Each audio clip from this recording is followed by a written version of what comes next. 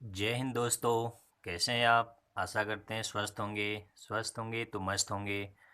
ईश्वर से कामना करते हैं कि हम सबको स्वस्थ रखें ईश्वर। आइए आज का टॉपिक स्टार्ट करते हैं। जी हाँ, आज का टॉपिक है विद्युत रसायन, इंग्लिश में इलेक्ट्रोकेमिस्ट्री। ये दो वर्ड है इसमें, विद्युत व रसायन। तो इसका संधि विच्छेद करें तो हमें दो चीज़ मिलेगा। विद्युत का मतलब विद्युत ऊर्जा से, और रसायन का मतलब रासायनिक ऊर्जा से।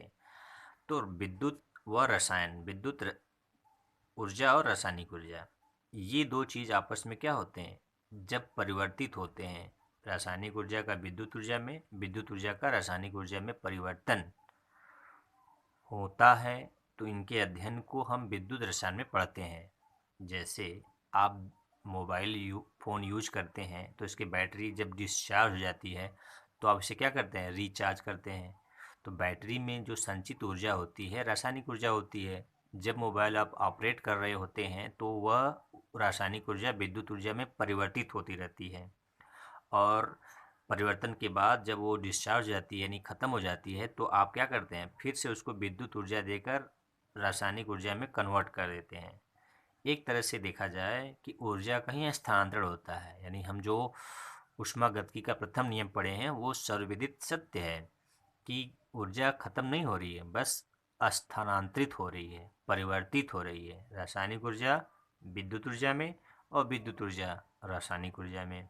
जी हाँ, तो इसको हम एक लाइन में डिफाइन करना चाहें तो क्या बोलेंगे?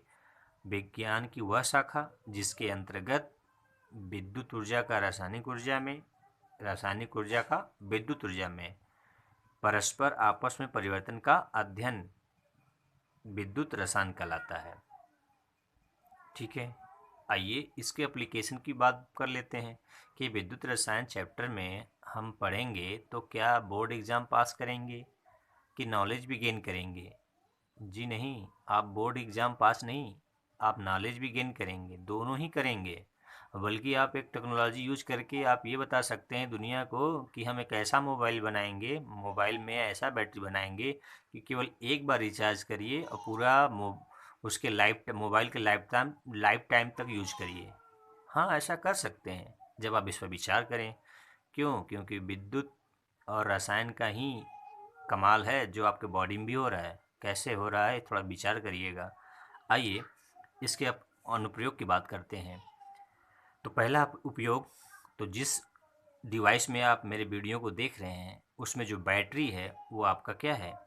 विद्युत रसायन का देन है।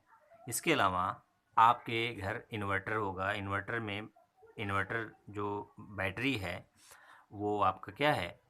विद्युत रसायन का देन है। कार बैटरी हो, घड़ी का बैटरी हो, रिमोट का हो, इत्यादि क्या है? किसकी देन? विद्युत रसायन का देन है।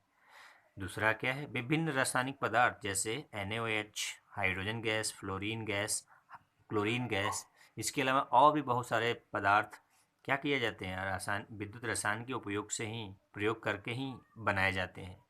इसके अलावा धातुओं के निष्कर्षण में जैसे सोडियम, मैग्नीशियम, एल्युमिनियम, कॉपर इत्यादि धातुओं का निष्कर्षण या इनका शोधन विद्युत रसायन के अनुप्रयोग द्वारा ही किया जाता है।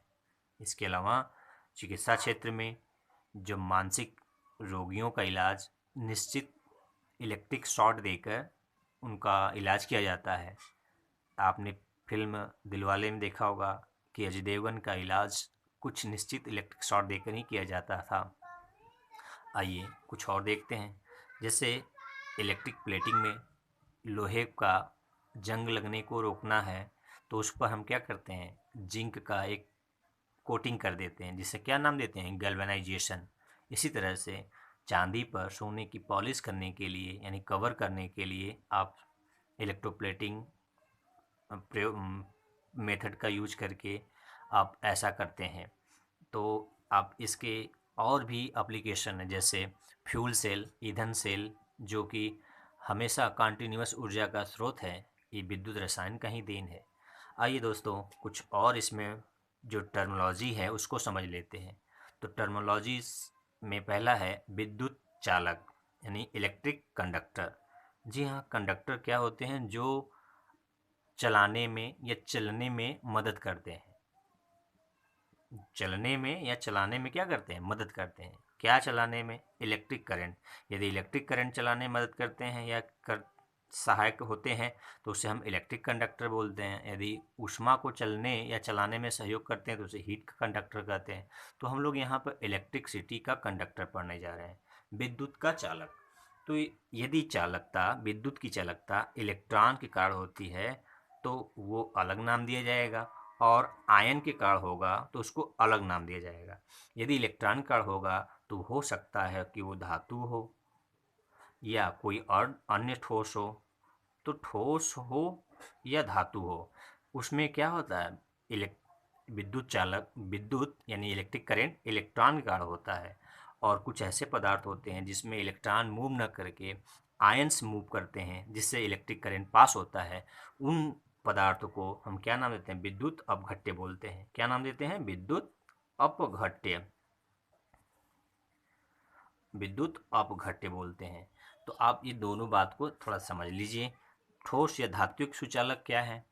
जो सभी धातुएं हैं, iron, aluminium, copper, wire, zinc, ये क्या है? धातु सुचालक हैं या चालक हैं। इसके अलावा ग्रेफाइट क्या है? ग्रेफाइट आपका क्या है? आपका ठोस तो है लेकिन ये धात्विक नहीं है। तो ये क्या है? धात्विक न होकर ठोस चालक है। इसके अलावा विद्युत अपघट्य वाले चालक में जैसे NaCl विलयन, HCl का विलयन, कॉपर सल्फेट विलयन, इसमें विद्युत चालकता यानी इलेक्ट्रिक करंट आयन के कारण होता है। वो चाहे धन आयन हो या ऋण आयन हो, उसको हम बोलते हैं विद्युत अपघट्य चालक। तो दोस्तों, आपको बात समझ में आ रहा होगा कि विद्युत चालक दो प्रकार से होते हैं। धात्विक या ठोस चालक, जिसमें इलेक्ट्रॉन का विद्युत चालकता होती है, और विद्युत अपघट्य जिसमें विद्युत चालकता आयन के कारण होती है। मैंने कुछ एग्जाम्पल भी दिया है कि सभी ठोस में धातुएं आती हैं और अधातु में होते हुए भी उसमें चालकता होती है, ग्रेफाइट है। इसके अलावा विद्युत अपघट्य चालक में जितने भी विद्युत अपघट्य होते हैं, विद्युत सुचालक होते हैं, वो आयन में होते हैं तब, यानी वो जली विलयन या गलित अवस्था में विद्युत के चालक होते हैं। तो मैं आशा करता हूँ कि आपको बात समझ में आया होगा। यदि आपको कहीं कन्फ्यूजन है तो मुझे कमेंट करिए। आप वीडियो में क्या बदलाव चाहते हैं, अपना परिवार समझकर मुझे सजेस्ट करें। धन्यवाद।